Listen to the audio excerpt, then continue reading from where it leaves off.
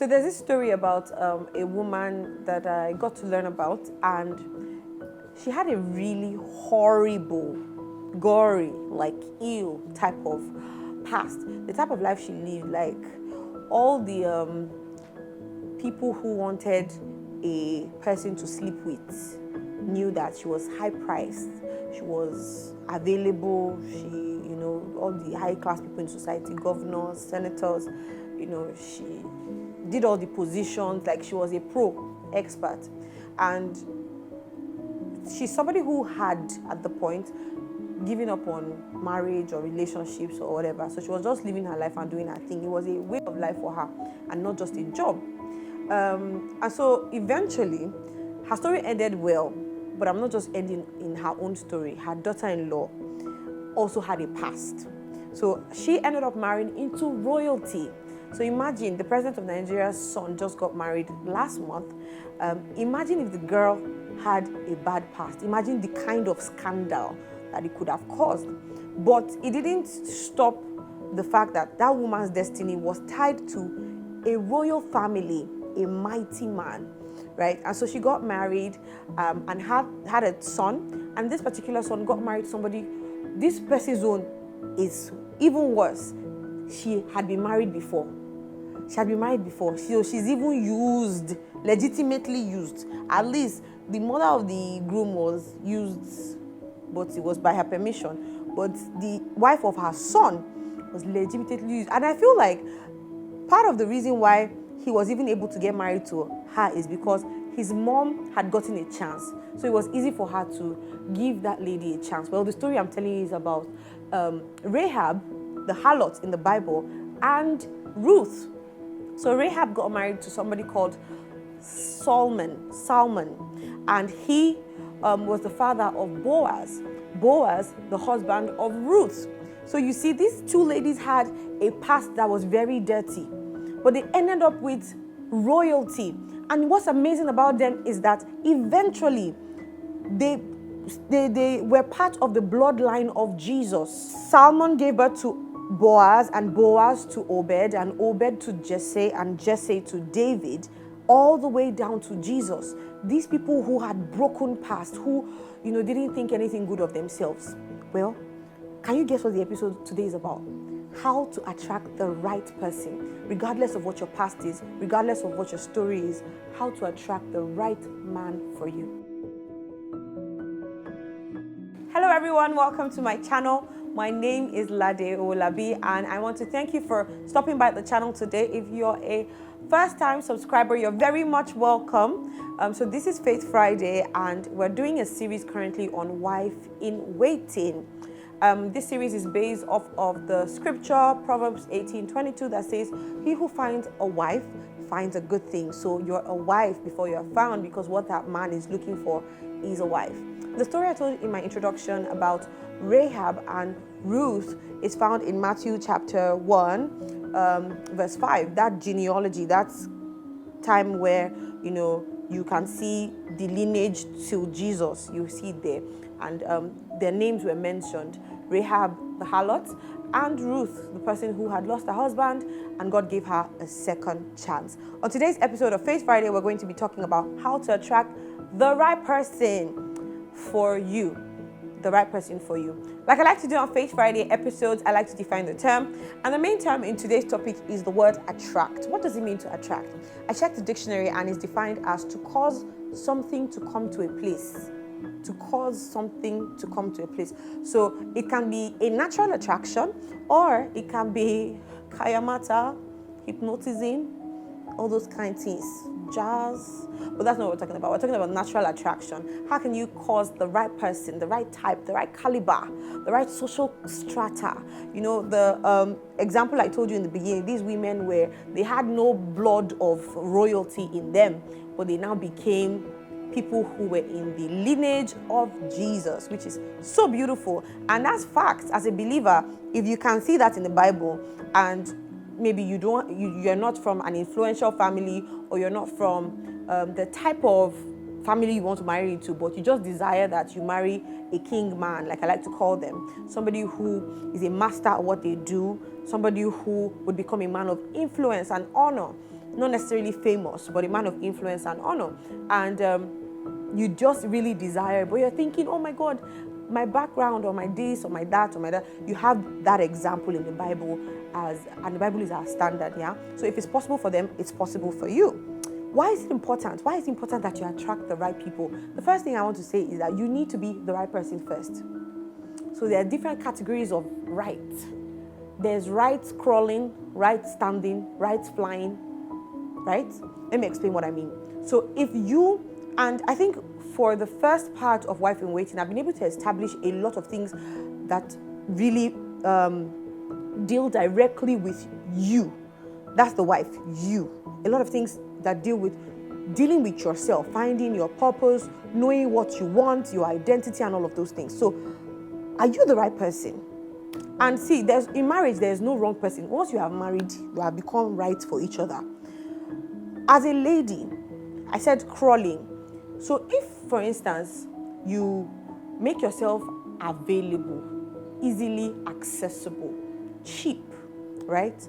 And you don't really, you haven't gotten to the point where you discover who you are. Because once you discover who you are or who you could be, right? Even those women who were easily accessible, what's her name? Rahab was cheap, easily accessible. People could come to her for sex. People could come to her for intimacy, and it was business for her, right?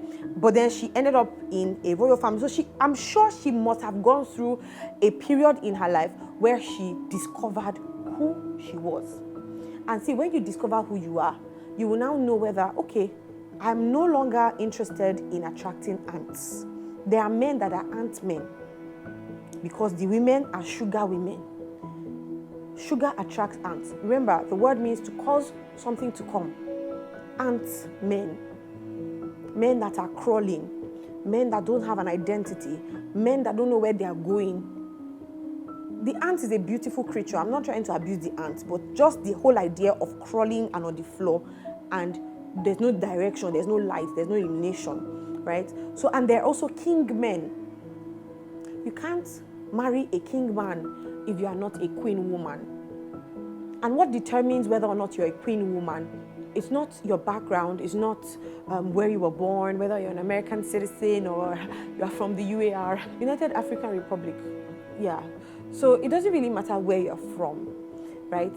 Those things, it doesn't matter what you've experienced, the experiences of your life. Those things should not have an impact so much that you're unable to discover who you are. Because the purpose and plan for your life is always to be the best. The best. So if it's anything less, it's not it, right? So why is it important that you learn about this? Because it determines who you end up with. It determines, so it's actually in your hand. And that's why women are so powerful. Like, you know, even this king man that you really want, he can actually come to you. Maybe not looking as a king. That's another thing. He can actually come to you and one way or another, you are unable to determine. Attract means to cause to come. He has come, but you are the one to make that decision. And sometimes if you don't count yourself worthy, some people come to you and you'll be like, me? No, let me do PA for you, sir. Or me? You want to marry me? And you just can't you're the one that's been praying for you too, and it has finally come. You can't get yourself to wrap your mind around the idea that this type of person can be my husband. So it's extremely important. How do you go about it? How do you go about attracting the right person? The first thing I said, you need to know that you are the right person first. You need to be the right person to attract the right person. The first one, I told you, Faith Fridays in September are going to be very practical. Have a life. Have a life for you to attract that right person. A right person, a king man, is not going to be attracted to somebody who is just hanging. Don't just hang. Have a life. So one of the things that I will point out from the story of Ruth is that she was actually gleaning in the field of Boaz. So she came to do something. She was doing something. What do you do? What are you involved in? What's your life about? Have you found your purpose? Just watch the previous episodes. It will help you to give you direction, but have a life. Don't wait for that particular man that will now give you a life. Somebody like Princess Diana, she wasn't a royal, but she married into the royal family, and she did have a life. She had things that she was doing. She had things that she liked, even though she was criticized about it. But she had a life. So have a life. Get a life. Second point, be a helper. So a wife is a help suitable for the guy, a help suitable for the king man. Be a helper. Helper, not maid though, not dry cleaner, not cook. Be a helper. Have something to offer. Prepare. You must know, do I have what it takes to be married to a king man? So be a helper. And then lastly, how to attract the right guy. Know what type of man needs the help you have. So it's one thing to be a helper. It's another thing to know who needs this help I have. Remember, to attract is to cause something to come. So if I'm going to cause this ant to come, what do I need? Sugar. If I'm going to cause a bird to come, what do I need? Whatever I'm going to be doing needs to be high, elevated, yeah? So I need to grow up in what I'm doing. So apart from the fact that you're a helper, which is great, apart from being a helper, who needs your help? Do you know what I mean? So that's 3 ways, just in a rank manner, in a very brief, short manner. And briefly, what are some benefits of knowing and attracting the right type of man? What are the benefits of causing the right type of man to come to you? The first thing is you save time. You save time. You're not wasting time. You save time. See, this life, marriage is a lifelong commitment. But then we're also pressed for time because you're not living forever. You're not living forever as long as you are alive. So the earlier, the better. So you save time. You save energy. You save energy. You save emotional energy. You save spiritual energy. You save what other type of energy can you save? What other type of energy? I know emotional, psychological. You save psychological energy, like you will not be giving yourself headache with ants when you're supposed to be flying with eagles. You save energy. You say, and then you fulfill destiny. That's one of the benefits. You fulfill destiny, and you don't just fulfill destiny. You fulfill destiny early. It's possible to live a fulfilled life, because destiny is not just I fulfill destiny now I want to go and retire. It's lifelong. So you fulfill destiny. You live well and you make an impact. If you're able to attract the right person, you guys will live well and you make an impact together. Like I said, you have your purpose, he has his purpose, and it fits. When your purpose fits, you're able to make an impact. So that's why people will now see them outside and say, a power couple. It's not all power couple that is famous. So, but most times when somebody who knows who they are meets another person who knows who they are, there's no way they become power couple. So everybody has that potential for power coupleness, right? Just make sure that you attract the right kind of person into your life. So call to action. What do I need you guys to do from now on? I want you to answer a few questions. The first one is, who needs the help I have to offer? Because I'm assuming that you have help to offer. Who needs the help I have to offer? Let your help not just be cooking and inviting people to eat in your house. Let your help not just be chilling and listening to the guy's gist or listening to him when he's down. Let your help not be what you don't want. The help that I have or the help that I need to build, who needs the help that I have? What qualities do I possess and what type of man needs them? It's the same point. And do I possess the right qualities for the type of man I want? So you need to know what type of man you want, and you need to know whether or not you're ready for it. Some of you want to marry pastors. Marrying pastors have become more prestigious because of the times we live in. People who live with pastors almost never want to marry pastors because they really get to see the behind the scenes of living with a pastor. But nowadays, a lot of young ladies see the glam, the beautiful suit, the flashy. Most first ladies are flashy. They see flashiness of the first lady and they're like, oh, I want that seat right there. I want to marry a pastor. But the commitment level is different. So even if you want it, are you ready? Are you ready? Do you have what it takes to be a helper? Are you ready in the place of prayer, in the place of wise counsel? You have to have sense so that by the time you bring something up to you, have something good to say. Yeah? So I hope you've been blessed by today's episode of Faith Friday. And don't worry, you're one step closer to your king man. And I pray for everyone watching this, taking time to even watch the Wife in Waiting series. You're preparing yourself, and that man would come. He would show up.